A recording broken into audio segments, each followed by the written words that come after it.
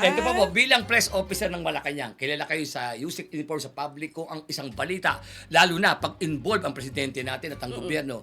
Paano yung pag fake news, galit na galit kayo dyan eh. Kaya naman may konti kaming game para sa inyo. Yan, meron kami papakita parang konti lang na malalaman natin kung fake o hindi fake. Yan, eto na nga. Magbibigay kami ng balita. Sasabihin nyo po kung fake o not fake ang mga balitang ito. Ayan. At syempre, itataas mo ang magsasabi ka lang po kung ito ay fake or not. Ayan. Ayan, sige. Ilabas na nga natin ang mga balita. Ayan. Oo.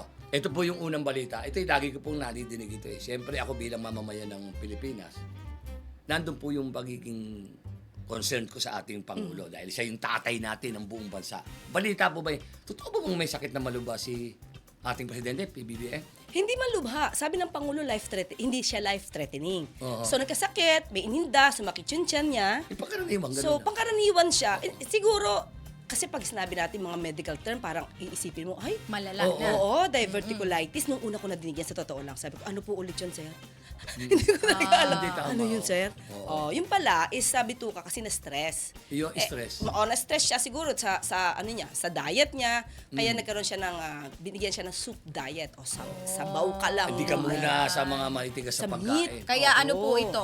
Fake o Fake. Fake Ayan. yan. Oh. Fake. Iba naman kasi yung pagsakit-sakit ng ganyan, minsan stress ka tuloy sa trabaho natin, parang Oo. humihilab ang tiyan mo, minsan di ka makatayo. Butterflies on Oo, your stomach. Oo, wala yun. Yun ang ikaw. nararamdaman ko Ano kasi naman, ngayon Kaya siyempre ko bilang mamamayan ng Pilipinas, pag nabalitaan ko, siyempre nandun yung, uy, teka, totoo ba yun? Kaya ngayon, kaya nga, nasabi nyo na, alam nyo naman, pag sinabi nyo, parang sinabi ni PBBM, totoo yung fake yung mga balita na yun. Ang nakaka-problema lang kasi tayo, yung maraming gumagawa ng kanilang Yes. mga konklusyon, Konklusyon. hindi na nga doktor, Oo. para, ang intention pa ay siraan yung Pangulo para isabihin na, naku, meron tayong political instability, Ayan. naku, ang Pangulo may malubhang karamdaman.